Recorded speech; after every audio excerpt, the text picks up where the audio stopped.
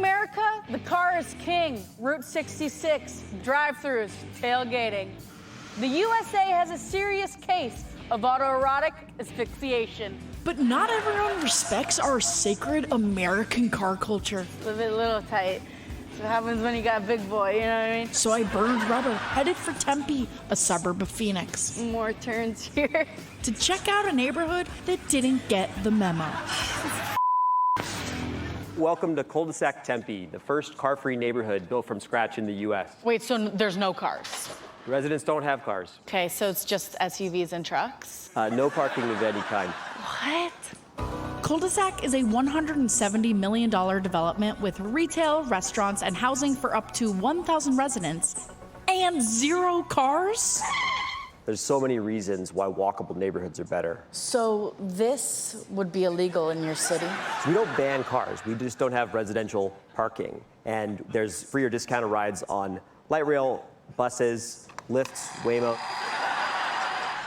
Phoenix is America's hottest city. And guess who Ryan blames for that? This feels 15 degrees cooler because there's not a drop of asphalt. Wow, so on an average day, it's only like 105 degrees? That's sick. Easy breezy. The ridiculous idea that everything you need should be walkable or bikeable without requiring a car is a concept known as the 15-minute city. It's being tried around the world as a way to increase sustainability and improve quality of life. There's just one problem. If you have 15-minute cities, you can decide who enters them, and every single freedom that we know will be gone. Meet Katie Hopkins, freedom fighter. Islam is taking over my country. I have been banned from South Africa for spreading racial hatred. I'm not a big fan of the feminazis. Anti-COVID commentator will be booted out of Australia after joking about breaking hotel quarantine rules. But Katie says COVID was a globalist plot, and 15-minute cities are phase 2. COVID and lockdowns were always going to pass over hand in hand to the 15-minute city lockdown, part of a global decision to crush humanity by locking it down.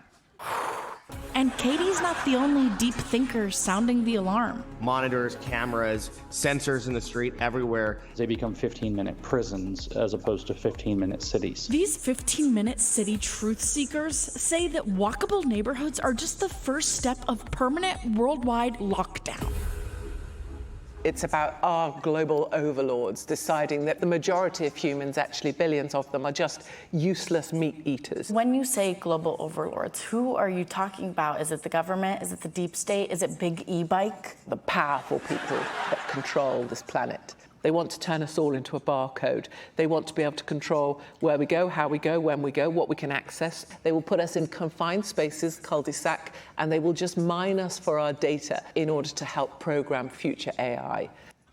So like the Matrix, but with desert-adapted landscaping? Time to confront Culdesac's chief executive overlord. How much is the government paying you to build this Adobe Alcatraz?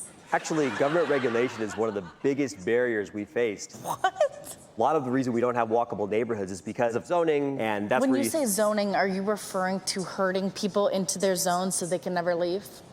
No. And Ryan claims that developments like Culdesac help protect our warming planet. But Katie says climate change is a load of something she calls bollocks. We've been around for 300,000 years. And at times in the past, it's been hotter than this. And no one ever had a truck back then. Where it gets really scary is that a new generation of young people are born, never having known their father's relationship with his car, watched him clean it on the curb on a Sunday, never understand what freedom actually means. Wow, Katie was right. I headed for Culdesac to find out, did these sheeple even know what they were missing? Can I ask you a really quick question? Have you ever seen your dad wash his car? My dad Yeah? can't wash a car. He can't wash a car? If you don't have a car, where do you make rant videos? Yeah, I'm not really a rant video guy. No rant videos?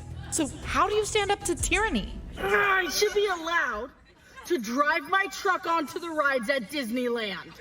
I needed backup, so I threw Katie in the bed of my truck and brought her into the lion's den. Culdesac.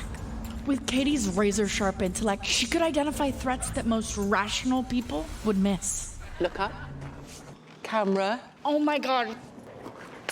Kiss my ass. Kiss her ass. Why would you have that there? A stupid person would say, for security. But why do you think? They have them so that everyone can know that they're being watched. Cameras, doors that don't open. I bet you this one doesn't open. The whole point of a door is a door opens. None of these doors open. That's literally the definition of a door. What kind of morons lock their doors? Unless they were locked in. There's probably drones. Jesus. It is like a prison. It is a prison. I'm so freaked out. I almost feel like there's a camera crew following us. I could feel the tastefully landscaped walls closing in. Good thing I had Katie. But could I even trust her? What is that? Is that chemtrails? Actually, I'm totally fine with misters. You're totally fine getting drenched in fluoride? Oh my God, Katie was compromised. And then, for the first time, she said something truly unhinged. The global overlords are the evil ones who want to crush us. No, not that part. Whereas Trump, to me, is the antidote to that. Sure. He's tweeted me quite a lot, which I think is just one step away from the bedroom. Come on. Come on. The greatest guy to ever live, Donald J. Trump. You know what? Once I've done the unzipping, and I've got his presidential member in my hand, which I imagine to be large. Do you? I have blown worse. That's when I realized I might not be able to trust Katie's judgment. Time to ride like the wind. Sorry. As soon as I can figure out how to get the out of here.